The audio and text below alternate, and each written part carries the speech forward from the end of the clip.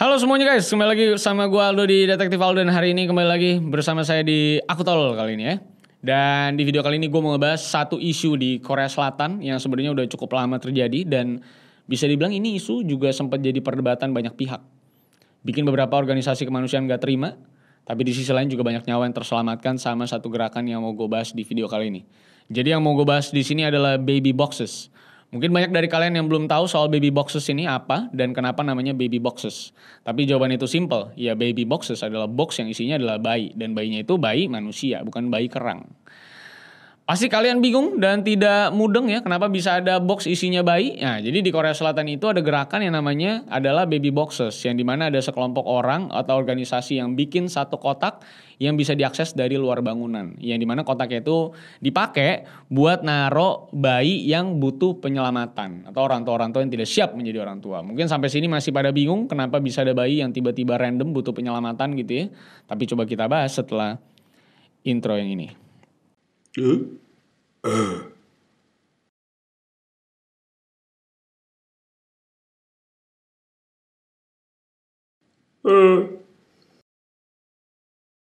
I lost myself.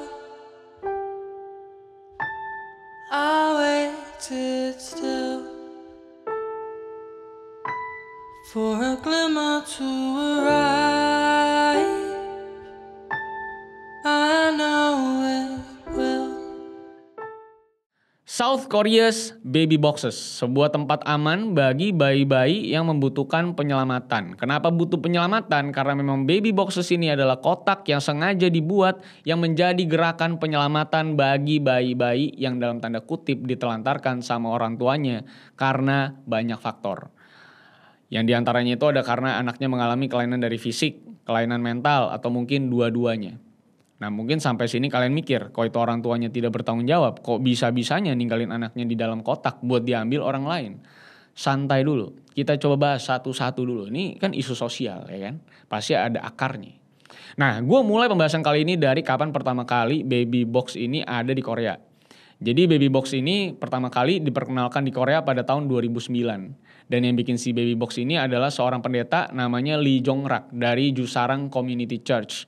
Dari awal terbentuknya baby box ini di Korea, si Pastor Lee ini memang punya tujuan untuk menyelamatkan anak-anak bayi yang orang tuanya mungkin kagak sanggup atau kena musibah lah pas anaknya lahir. Jadi bisa dibilang secara nggak langsung membantu orang tuanya juga supaya kagak rusak dari generasi ke generasi. Terus pertanyaannya, kenapa bisa gue bilang membantu orang tua? Padahal konotasi orang tua di sini udah buruk karena meninggalkan anaknya. Karena memang mayoritas yang datang dan ngebawa anaknya ke baby box ini adalah ibu dari si anak.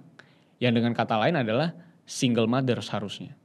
Nah dari single mother ini gue harus lihat dulu ke latar belakangnya. Supaya kita tahu kenapa mayoritas dari orang tua yang datang buat menaruh anaknya di sebuah kotak adalah seorang single mother. Kita coba lihat secara budaya. Di Korea Selatan itu kan patriarki masih dijunjung tinggi. Dan bisa dibilang masih sangat konservatif cara pandang mereka dalam beberapa hal. Tapi di saat yang bersamaan juga cukup terbuka dalam beberapa hal. Yang salah satunya adalah begituan bebas atau buffalo gathering, kumpul kebo guys. Dan mungkin karena banyak yang kurang dapat sex education yang bener ya. Pada akhirnya banyak yang udah mulai ngelakuin sama pacarnya dari mulai SMP, SMA, atau di awal-awal kuliah. Yang pada akhirnya mereka masih belum tahu konsekuensi yang sesungguh dalam hidupnya tuh apaan. Dan akhirnya melendung lah itu perut si ceweknya. Kebanyakan makan McD. Dan seperti yang gue bilang tadi, mereka itu kan masih cukup konservatif ya dalam beberapa hal ya. Dan akhirnya si cewek yang melendung duluan di luar nikah itu malah jadi direndahin dan gak dianggap sama orang-orang terdekat dia. Dari mulai pacarnya sendiri yang harusnya tanggung jawab, sampai ke keluarganya juga bahkan bisa meninggalkan dia begitu aja. Dibuang dari kartu keluarga. Makanya isu ini tuh jadi serius banget gitu di Korea Selatan. Karena kalau lu coba lihat ya di Naver dan search single mothers aja, itu banyak user Naver yang curhat dan nanya soal gimana caranya dapat bantuan buat bayinya. Gimana caranya biar gak ketahuan orang tuanya. Dan pokoknya banyak lah curhatan-curhatan yang ngeri banget. Padahal umur-umur yang posting dan nanya-nanya itu juga masih pada kecil gitu. Kayak belasan tahun sampai 20 tahunan doang. Dan karena banyak dari single mothers ini tuh masih muda, secara fisik, mental, psikologi kan udah pasti ya mereka kagak siap gitu ya buat mengandung anak dan ngurus diri mereka sendiri, nyari penghasilan gitu kan nggak mungkin. Makanya ada kemungkinan juga kalau si anaknya itu punya masalah akhirnya pas lahir. Dan pastinya ini juga jadi faktor yang sangat mempengaruhi keadaan mental si ibunya pas ngelahirin juga. Nah makanya tujuan membantu para orang tua yang membutuhkan juga jadi sebuah faktor yang bisa dikatakan cukup valid dengan hadirnya baby box ini. Karena para ibu dari anaknya ini juga mayoritas jadi korban yang ditinggal sama pria-pria yang tidak mau bertanggung jawab karena pacarnya atau cewek yang dia hamdul gitu. Tapi balik lagi ke awal terbentuknya si baby boxes ini, sebenarnya si Pastor Lee itu juga nggak ujuk-ujuk bikin ini baby box tanpa alasan yang jelas. Karena dia itu ternyata udah nerima permintaan tolong dari banyak ibu dari tahun 2007. Dan bahkan ada juga yang nggak selamat waktu si anaknya itu ditinggal begitu aja di dalam kardus di depan gereja. Dan selain karena pengalaman pribadi, di Korea juga ternyata cukup banyak kasus anak yang ditinggal begitu aja kayak di kotak sampah, kamar mandi umum, atau bahkan sampai di loker-loker yang ada di stasiun, lo bayangin. Makanya si Pastor Lee ini akhirnya mutusin buat bikin baby box ini di gerejanya yang ada di daerah Gwanak District, Seoul. Setelah ngeliat berita soal baby box yang ada di Republik Ceko. Dan dengan terbentuknya ini baby box, mulai ada bermunculan orang tua yang datang dan ngedrop lah anaknya di box tersebut. Dari yang tadinya itu sekitar 2-3 orang per bulan sampai naik terus jadi 20-25 orang per bulannya. Jadi kebayangkan seberapa seringnya itu kotak keisi. Hampir tiap hari hitungannya berarti. Dan untuk bayi-bayi yang ada di baby box itu, staf gereja dan juga volunteer yang ada di sana itu bakal ngambil bayinya dari dalam gedung buat kemudian dibawa ke rumah sakit buat di medical check up, lalu dirawat di gereja sampai akhirnya cukup gede buat dibawa ke panti asuhan atau diadopsi sama calon orang tua asuh yang bersedia. Tapi soal masalah adopsi-adopsi ini juga sebenarnya cukup jadi masalah di Korea Selatan. Karena memang secara aturan dan budaya rasanya keduanya malah memberatkan si ibu yang udah cukup stres mengandung 9 bulan. Karena di Korsel itu ada peraturan kalau setiap ibu itu harus langsung daftarin anaknya ke catatan sipil setelah anaknya lahir. Tapi masalahnya kan ini peraturan bisa cukup memberatkan si ibu secara mental. Karena udah mereka ini hamil di luar nikah, dikecam dari sana sini, malah dia juga yang harus ngedaftarin anaknya ke catatan negara. Makanya banyak dari mereka yang akhirnya lebih milih buat masukin bayinya ke si baby box ini. Supaya at least anaknya bisa selamat gitu. Dan balik lagi ke aturan adopsi, di Korsel itu anak yang mau diadopsi, itu harus sepenuhnya terdaftar di catatan sipil. Jadi anak-anak yang ditinggal begitu aja tanpa didaftarin ke negara, akhirnya bakal susah diadopsi. Walaupun ada calon orang tua asuh yang mau ngerawat mereka. Makanya akhirnya hal kecil yang bisa dilakukan sama si Pastor Lee ini adalah dengan naruh stiker dengan kalimat tulis tanggal lahir anaknya di dalam si baby boxnya itu. Jadi minimal banget dia bisa berusaha ngedaftarin anak-anak yang ditinggal di sana itu ke catatan sipil supaya di kemudian hari bisa diadopsi gitu kan. Karena kan orang tua juga pasti pada malu ya kalau misalnya daftarin anaknya gitu kan kira-kira ya.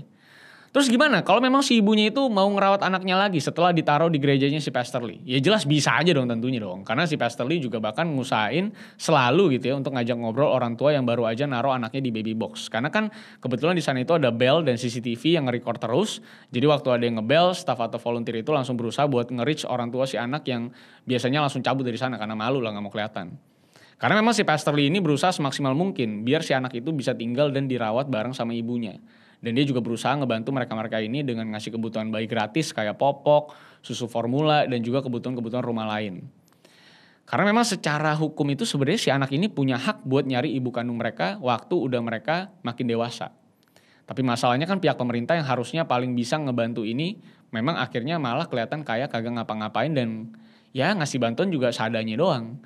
Karena walaupun pemerintah Korsel itu ngasih bantuan ke para single mother yang ada di sana, tapi bantuannya juga cuma sekitar 150 ribu won per bulannya. Sedangkan buat orang single tinggal di Seoul aja udah kudu 1 juta won lebih per bulannya. Belum sama sewa rumah, beli popok gitu ya, ke psikolog gitu mungkin kan, dan lain-lainnya. Udah gitu dari sisi anaknya juga sebenarnya nggak berhenti sampai di soal pencatatan sipilnya doang kalau mau diadopsi. Karena sama kayak kebanyakan negara Asia lain yang dulunya kerajaan dan dinasti-dinasti, Korea Selatan juga masih percaya banget sama yang namanya bloodline alias keturunan biologis. Dan kalau ada anak terlantar yang mungkin aja butuh orang tua asuh atau kayak gimana, masih banyak orang Korea yang ngerasa kalau itu bukan kewajiban mereka. Karena ya mereka nggak punya hubungan darah gitu. Walaupun memang pasti ada aja yang udah mulai terbuka dan punya rasa kemanusiaan tinggi buat akhirnya mau ngebantu yang at least nggak usah adopsi lah tapi at least bisa nge-sponsoring gerejanya si Pastor Lee ini terutama ya untuk kebutuhan para baby-baby yang diambil ini. Nah dan kebetulan lagi ngomongin soal kemanusiaan, kalau menurut lo pada gimana? Apakah baby box ini adalah gerakan kemanusiaan yang tepat atau malah nambah-nambahin orang tua yang nggak bertanggung jawab? Karena ternyata dari PBB, pemerintah dan juga masyarakat Korea pun punya banyak sentimen pro dan kontra terhadap si baby box ini. Kayak contohnya itu di tahun 2018, gerakan baby box ini udah ada rencana mau dilarang sama pemerintah Korsel. Tapi di tahun 2023 itu akhirnya nggak jadi dilarang. Tapi yang penting itu ada kamera katanya yang mantau terus kondisi baby boxnya ini, dan sesekali pihak berwajib juga bakal ngelakuin monitoring terhadap tempatnya. Sidak mendadak lah ya gitu ya. Tapi itu baru dari sisi pemerintah Korsel, karena PBB dan masyarakat yang kontra itu masih ngerasa kalau baby box ini bukan jalan yang tepat buat menyelamatkan anak-anak itu. Karena katanya baby box ini malah mendorong orang tua itu untuk tidak bertanggung jawab buat meninggalkan anak-anak mereka begitu aja. Udah gitu baby box ini juga bisa disalahgunakan sebagai child trafficking dan kegiatan kriminal lain. Dan yang terakhir itu karena ada banyak hal mendasar yang seharusnya dibenerin dari mulai kemiskinan, kurangnya edukasi seks terhadap generasi muda, dan juga soal kesehatan mental buat para ibu hamil atau bahkan buat calon ibu. Tapi itu semua kan rasanya bakal benar-benar susah banget ya buat dilakukan ya. Ini adalah pekerjaan bertahap ini. Apalagi dengan budaya patriarki yang sebegitu kerasnya di Korsel.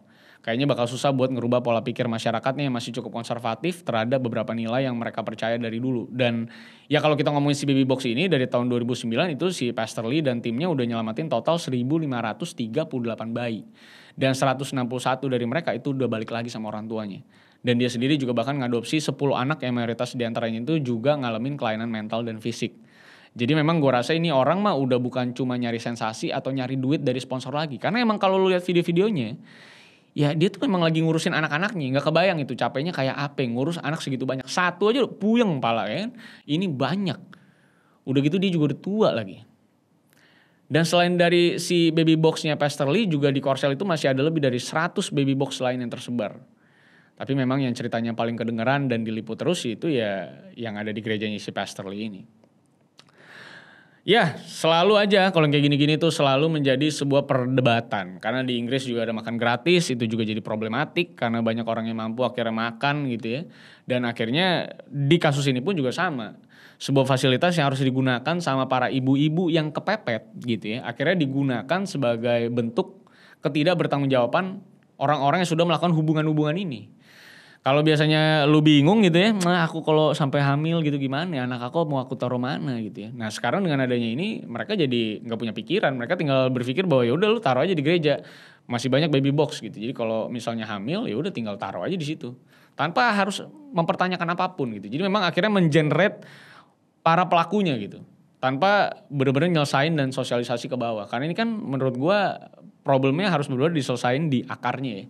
Berarti masalah sosialisasi, masalah fasilitas negara, masalah soal stigma para single mother kayak gimana. Ini kan yang harusnya dibenerin ya dari pondasinya. Dan menurut gue emang ini jadi PR yang cukup panjang. Tapi sebenarnya ya dari grassrootsnya sebenarnya harus dibenerin. Karena perspektifnya ini akhirnya menimbulkan banyak pelaku jadinya.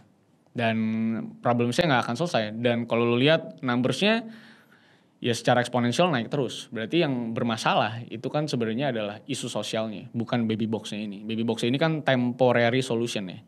Yang kalau semakin ke depan nanti terus berlangsung kayak gini, ini kan sebenarnya juga jadi masalah tersendiri. Karena nggak mungkin juga dia bisa nampung semuanya sendiri kan. Apalagi lo tahu kan video-video sekarang kan semuanya begitu-begitu semua. Lalu hubungan-hubungan kayak gitu. Terus Korea Selatan juga tipenya child free juga.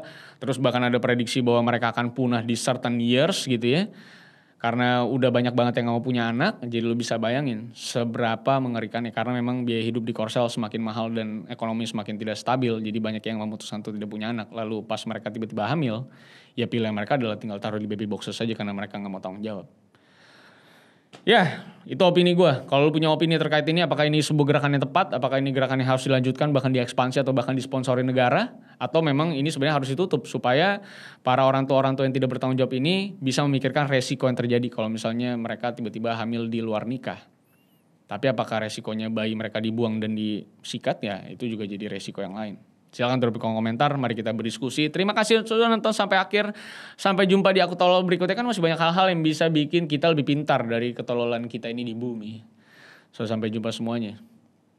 See you on the next video guys. I lost myself.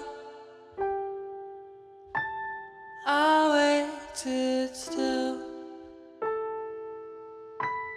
for a glimmer to arrive.